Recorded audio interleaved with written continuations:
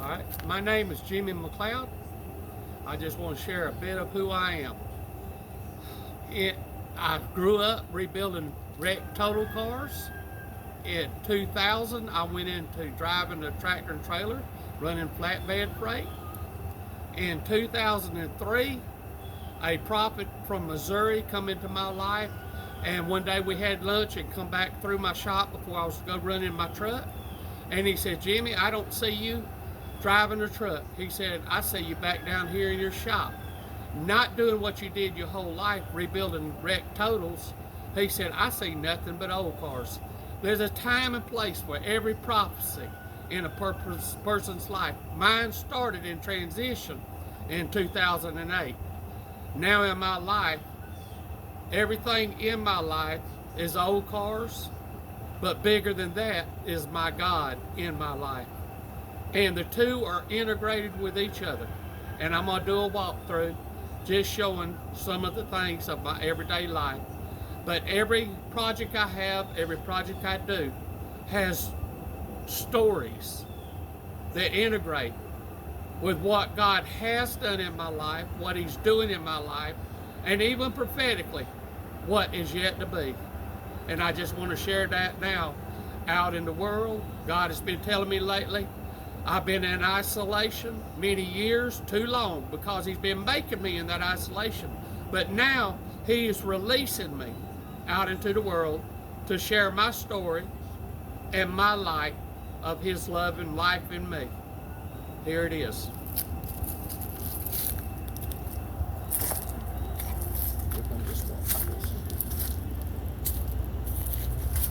This 59 Viking that I've been working on for one of my last customers.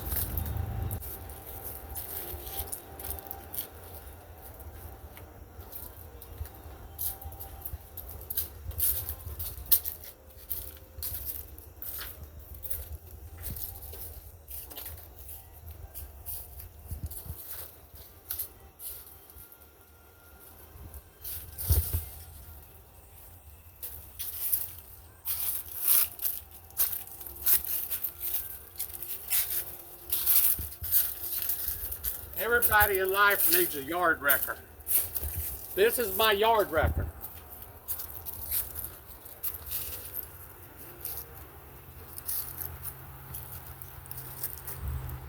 The prophet from Missouri that was so close in my life for 25 years, he passed away last year. He was my Elijah. But when he'd come down here and hang with me, he'd always say, Jimmy, you got anger issues. Because when you crank that truck up, that yard wrecker up, watch out, something's going to get tore up. And it happens.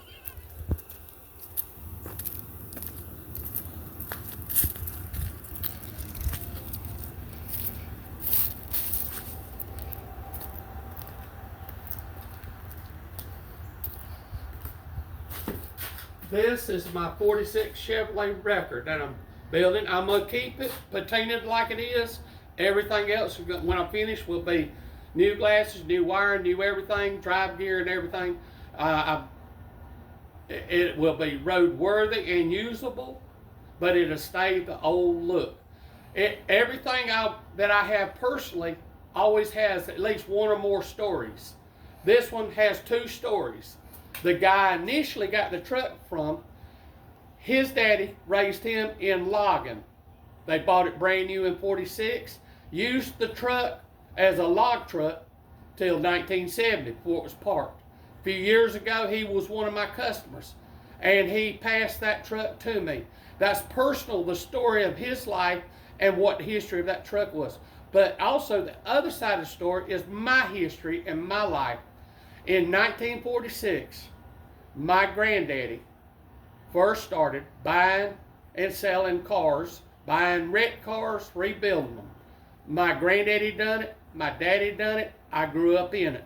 It has been my lifeblood my whole life. I know nothing else but cars and God only.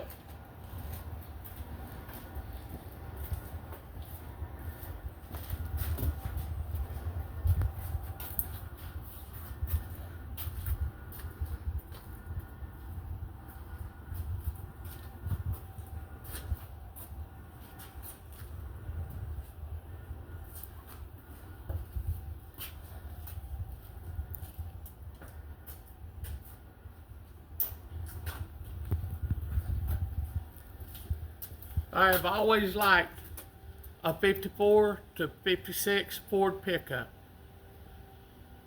That was always kind of a dream project. Right now, I'm working on my dream truck, a 1954 Ford pickup that I'm fabricating. It's on an Expedition frame, built with a 302, bored 30 over, with a thumper cam in it. It'll be automatic overdrive. The truck will be black when I get through with it.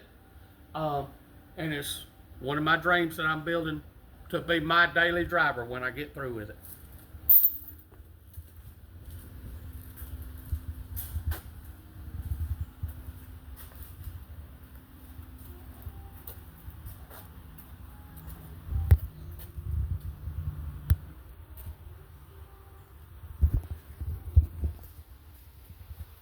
All my projects that I'm building that are mine, they all have dual stories to them. This 64 Ford, I grew up as a child in this car. My brother, which passed away 3 years ago, was 8 years younger than me. And when he was born in Macon, Georgia, he was brought home from the hospital in this car. This car has been many trips and vacations in my childhood. Going down in Florida on vacations with me and my family. And on them trips also, we always, in them years, always looked for a wrecked car to buy. My granddaddy's motto was, when you're going on vacation, go buy you a project to pay for the trip. Also, this car, the other side of the story, is when I was 6 years old, the motor that I put in it is a rare 427. My daddy bought the car to get this motor out of in 1966. Ford put only 500 of these motors a year out in the public to be able to legally race them in NASCAR. The other flip side of this story, the way I'm building this car, is kind of replica of Junior Johnson in 1964. Because he raced a 1964 Galaxy 500 with this exact like 427 motor with a 4-speed. This car will be able to be taken and legally run in the vintage race car, but it's also the cherished memory I have of Junior Johnson. And so there's another part of this story.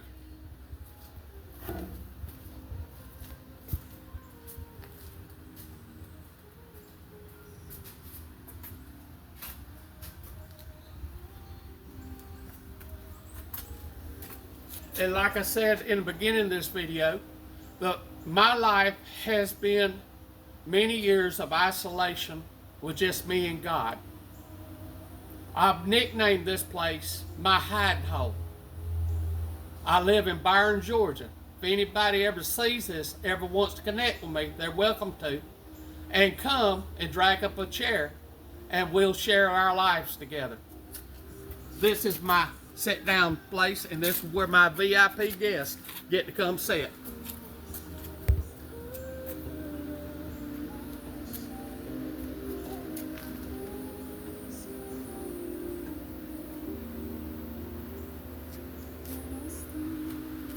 This is another one of my cars with a dual story. When I was 8 years old, one of them family vacation trips with my uncle, he was 8 years older than me. He was 16 at the time. My granddaddy had found him a rolled over 1970 Torino, 429 4-speed car. It was rolled over. I remember the trip coming back from Fort Myers, Florida. My uncle, 16 years old, was driving the car, me 8 years old, and driving that yellow Torino with half the top pushed down all the way from Fort Myers, Florida to Byron, Georgia. When I got this car, it was wrecked. And I had that 429 that I put in it. And I said, I'm building this car in memory of that journey when I was 8 years old. And I said, this car's got to be soft yellow. It originally was a harvest gold yellow. There's the other story.